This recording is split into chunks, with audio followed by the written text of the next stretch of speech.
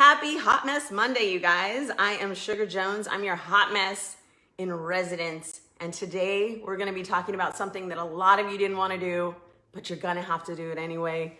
So you might as well just bear down and get some tips and encouragement from your Auntie Shug and get through this, you guys. I'm so sorry for some of you. Some of us actually were really excited about homeschooling and online schooling, but clearly, a lot of you are not. Hey, Marie, nice to see you.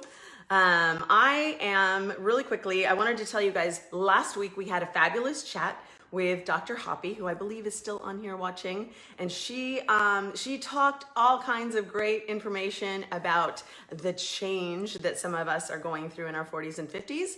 Gave us some great tips, explained a lot of things, a lot of reasons why you're experiencing a lot of things and everything. If you want, go back and watch that episode. But just to let you know, we were going to give away 2 copies of her book. I'm announcing that today in the Hot Mess Monday book club. So if you're not already a member of the group, please join the Hot Mess Monday book club and you'll find out about the 2 winners for the book that Dr. Hoppy so generously is donating to us. So today I'm talking homeschool tips, and mostly it's online schooling and online learning. I was for many years a homeschool mom, and we used a particular program that I'm going to tell you about later. But there were some things, like the first year was horrible. It was awful. And probably a lot of you already went through some of those pitfalls last spring when you had to, at the last minute, change gears, when all of us had to stop everything and change everything and bring all your kids home and figure out how to work and how to teach at the same time. And it's just crazy. Megan, you're starting on Thursday. Great, perfect timing. Yay, I've got some great tips for you. Oh, I forgot to mention, you guys, really quickly, I need to thank Coco Rose for this beautiful little caftan that I'm wearing today. Because you guys, I mean, really, do we need to wear sweats and yoga pants for the rest of the pandemic? No, you can dress fabulous. If you want, this is at cocorose.com. And if you put sugar in the promo code, as a promo code at the end, you get a free pair of earrings for whatever you place your order. So enjoy. All right. So I was a homeschool mom on purpose. I know there were lots of reasons why I wanted to do it.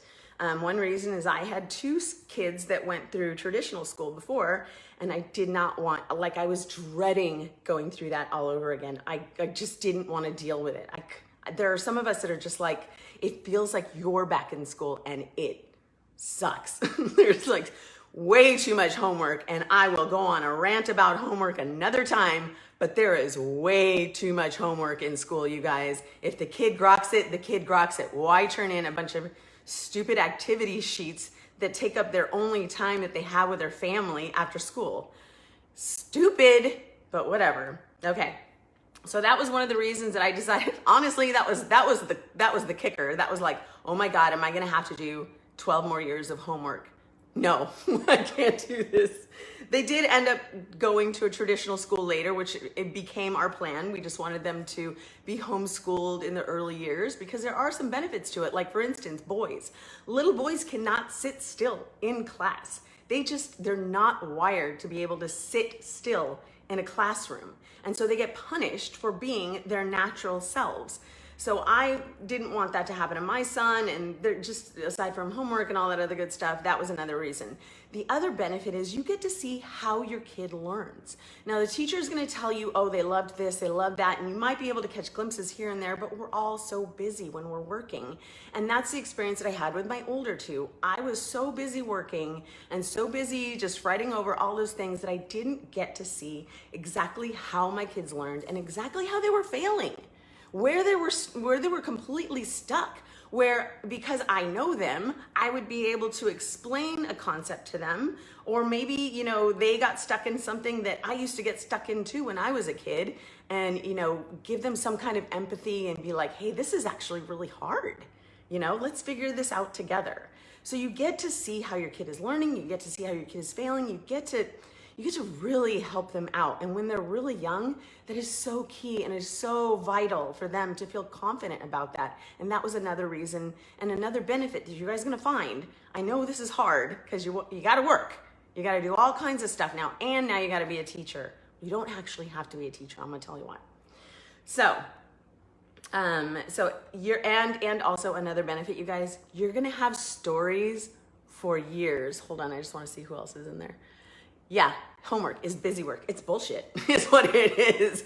Busy work is a nice way of saying bullshit.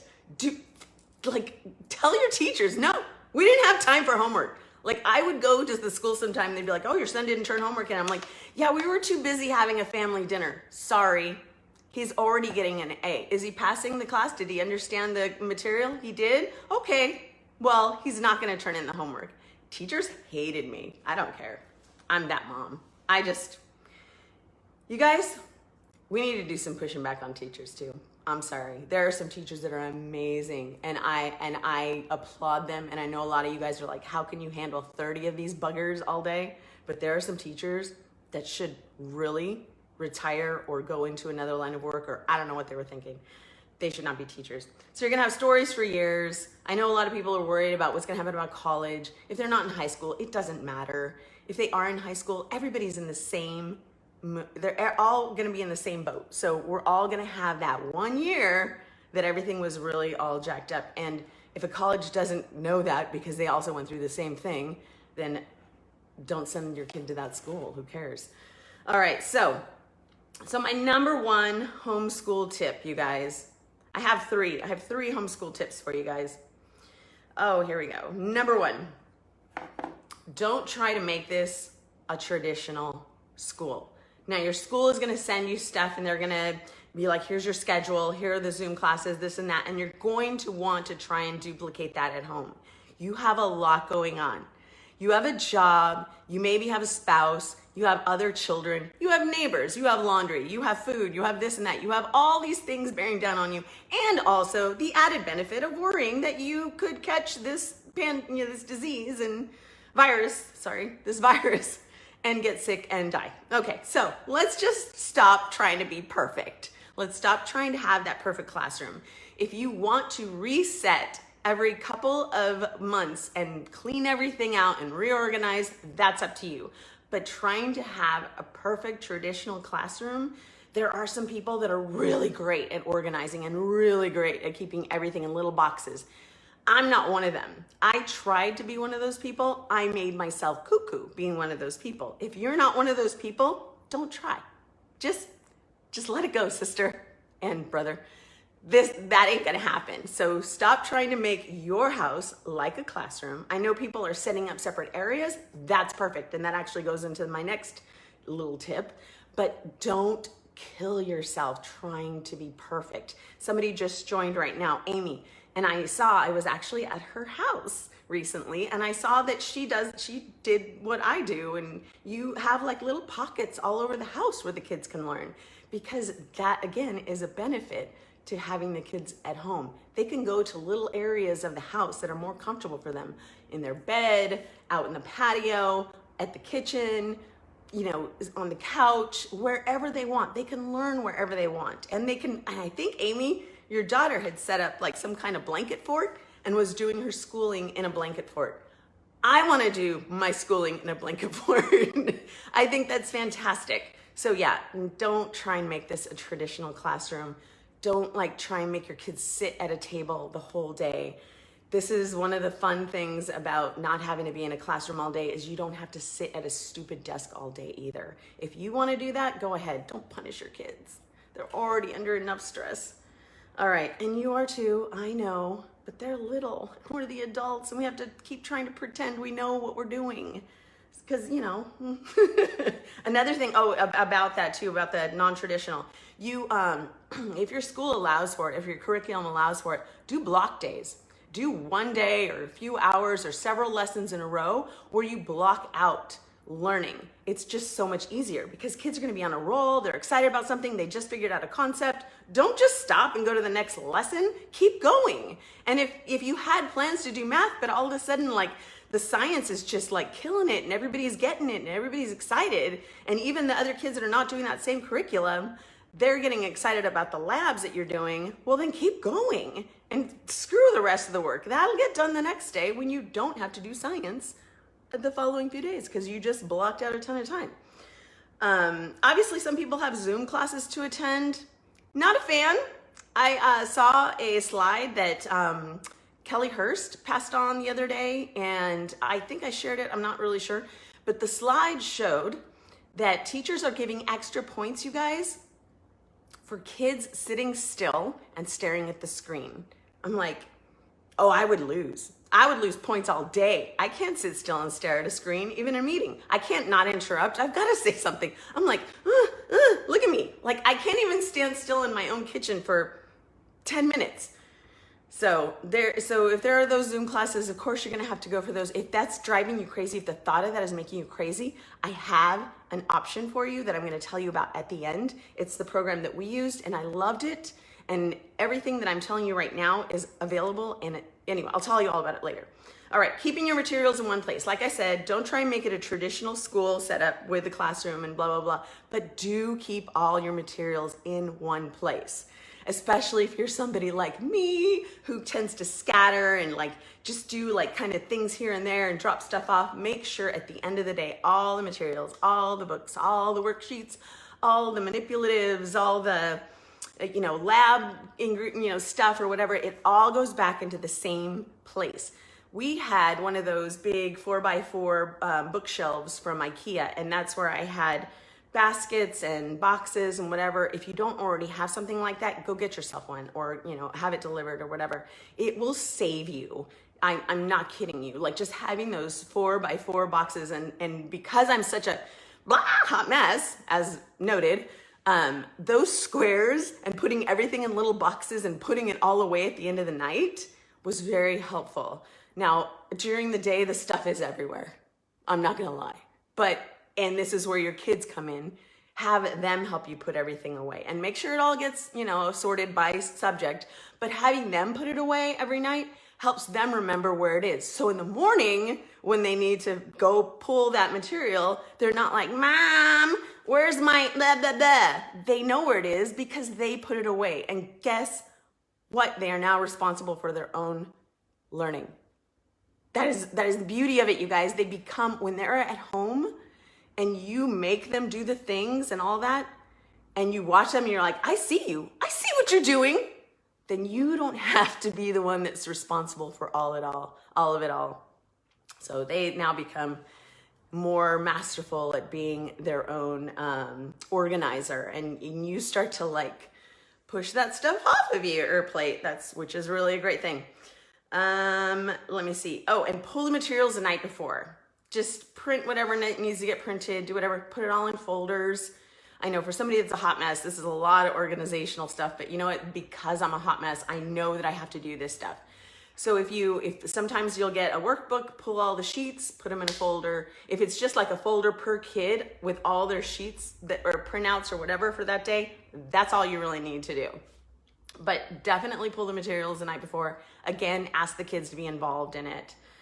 Bookmark your Zoom links or your lesson plans, and then that way, and then create like a little, on your bookmark, you can create folders, little drop down folders. Do that for yourself too, because that way everybody knows where it is. Everybody can have access to that information, and you're not constantly like, oh, what was the URL? Because most teachers are going to have the same URL for their Zoom links.